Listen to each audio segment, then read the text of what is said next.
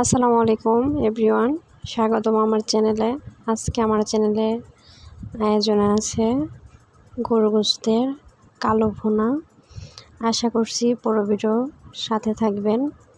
আমি এখানে 2 পিস তেজপাতা, 4-5টা এলাচ আর দারচিনি দিয়ে পেঁয়াজ কুচি দিয়ে ভেজে নিয়েছি।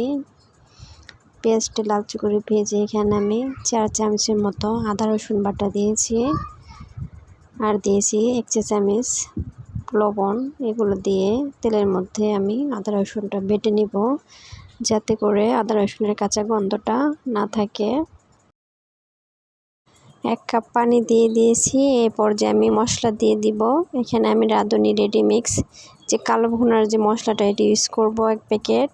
মশলাটা দিয়ে আমি মশলাটা ভালো করে কষিয়ে নিব।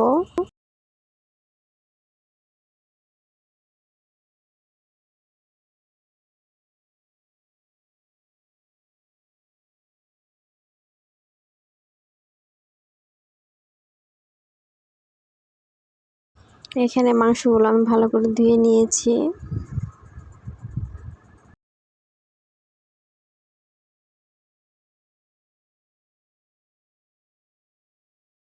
মশলাটাও কষানো হয়ে গেছে, তেলটা ভেসে উঠেছে। এ পর্যায়ে আমি মাংসগুলো দিয়ে দিব।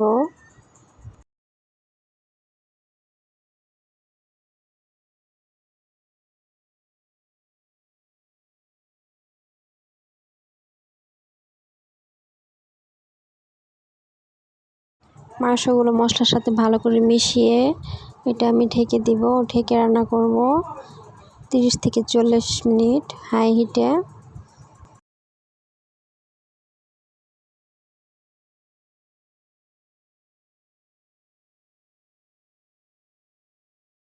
আমার চ্যানেলে শুরু থেকেই যারা সাথে ছিলেন তাদের অসংখ্য অসংখ্য ধন্যবাদ। আর নতুনদের আমার চ্যানেলে স্বাগতম। আমার চ্যানেলটাকে সাবস্ক্রাইব করার জন্য অনুরোধ করা হলো। আশা করছি আমার চ্যানেলের পাশেই থাকবেন।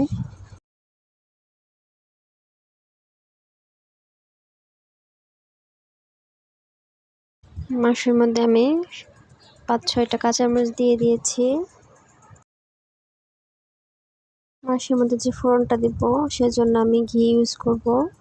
এখানে ঘি দিয়ে রসুন কুচি আর শুকনো মরিচ ভালো করে ভেজে ফোড়নটা দিয়ে দিব।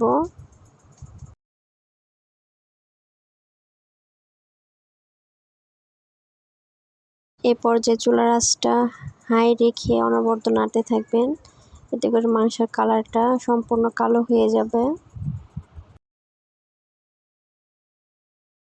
ফোড়ন দেওয়ার পরে চুলার আঁচটা বাড়িয়ে অনবরত নাড়তে থাকবেন, এতে করে মাংসের কালারটা সম্পূর্ণ চেঞ্জ হয়ে যাবে এবং কালো হয়ে যাবে। বাবুর্চি কিংবা রেস্টুরেন্টে এই পদ্ধতি অনুসরণ করে। আমার মাংসের কালো ভুনাটা প্রায় হয়ে গেছে। এ পর্যায়ে আমি চুলার আঁচটা মিডিয়াম রেখেছি। যদি কেউ কালারটা আরও কালো করতে চান সেক্ষেত্রে হাই হিটে রেখে অনবরত নাড়তে থাকবেন, এতে করে মাংসের কালারটা সম্পূর্ণ কালো হয়ে যাবে, যেটা রেস্টুরেন্ট কিংবা বাবুর্চিরা করে থাকে কালো ভুনা। বাংলা কুকিং ঘরের আজকের যে রেসিপিটা যদি ভালো লেগে থাকে অবশ্যই একটি লাইক করবেন। আর যারা কালো ভুনা খেতে খুব ভালোবাসে অবশ্যই কমেন্ট করে জানাবেন। খুব সহজেই তৈরি হয়ে গেল রেডিমিক্স মশলা দিয়ে গরু গোশতের কালো ভুনা। আশা করছি আমার রেসিপিটা ভালো লেগেছে। সাথে থাকার জন্য অসংখ্য অসংখ্য ধন্যবাদ। আল্লাহ হাফেজ।